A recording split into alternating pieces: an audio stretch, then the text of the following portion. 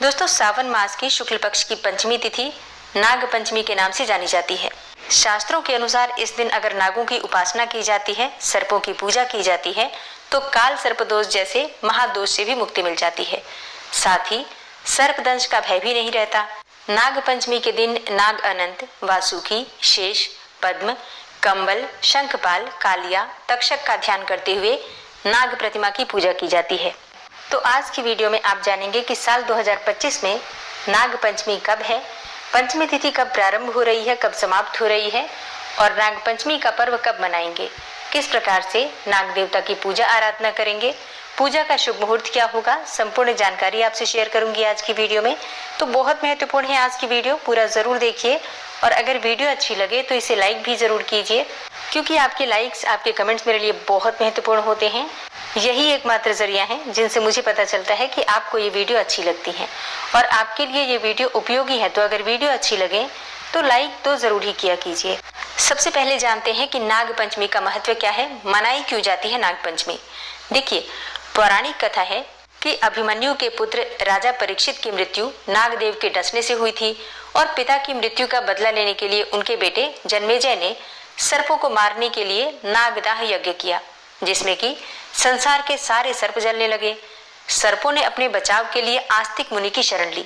फिर मुनि ने राजा जन्मेजय को समझाया और इस यज्ञ को रुकवा दिया।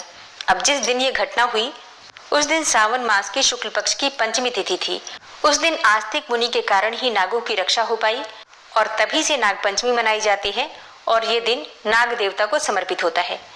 नाग पंचमी को नागों का त्योहार भी कहा जाता है और इस दिन लोग नाग देवता को दूध चढ़ाकर उनकी पूजा करते हैं। तो अब जानते हैं कि नाग पंचमी कब है। सावन मास की शुक्ल पक्ष की पंचमी तिथि प्रारंभ हो रही है 28 जुलाई को रात्रि में 11:24 पर और पंचमी तिथि का समापन हो रहा है 29 जुलाई को रात्रि में देर रात्रि 12:47 पर। तो सूर्योदय कालीन तिथि के अनुसार 29 जुलाई 2025 को नाग पंचमी का पावन पर्व मनाया जाएगा। 29 जुलाई को सूर्योदय काल का समय है सुबह 5:41 पर और सूर्यास्त का समय होगा शाम को 7:14 पर।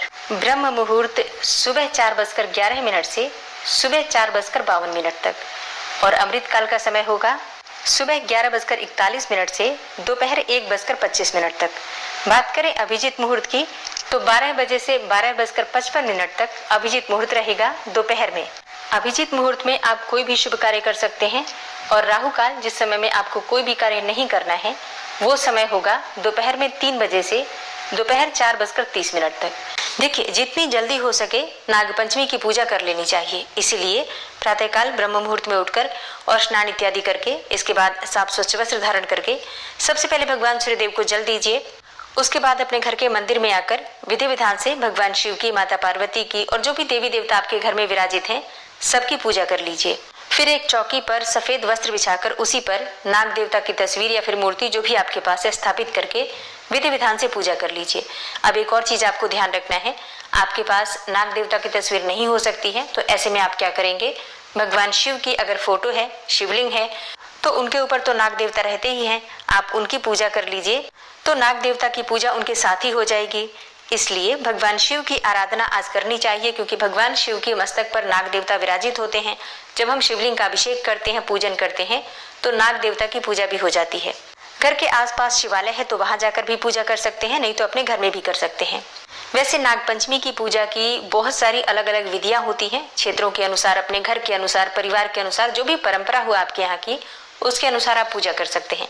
कई स्थानों पर गोबर के नाग देवता अपने घर में बनाए जाते हैं, घर के मुख्य द्वार पर बनाए जाते हैं, घर में दीवारों पर भी बनाए जाते हैं और फिर उनकी पूजा की जाती है।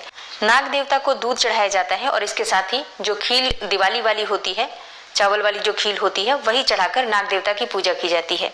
तो अलग अलग स्थानों पर अलग अलग रीति रिवाज से नाग देवता की पूजा की जाती है। लेकिन सावन मास की शुक्ल पक्ष की पंचमी तिथि पर नागपंचमी हर जगह मनाई जाती है और नागपंचमी पर नागों की पूजा लगभग हर स्थान पर होती है। ऐसा कहा जाता है कि नाग देवता की पूजा करने से पापों का नाश हो जाता है, मनोकामना पूरी होती है और इसके साथ ही काल सर्प दोष से मुक्ति मिल जाती है। अगर आपकी जन्म कुंडली में काल सर्प दोष है तो आज के दिन, मतलब नागपंचमी के दिन, नाग देवता पर या फिर शिवलिंग पर आप चांदी के या फिर तांबे के नाग नागिन बनवाकर और अर्पित करें और फिर इसके बाद जल प्रवाह कर दीजिए इस नाग नागिन के जोड़े को, तो इससे आपको काल सर्प दोष से मुक्ति मिल जाएगी।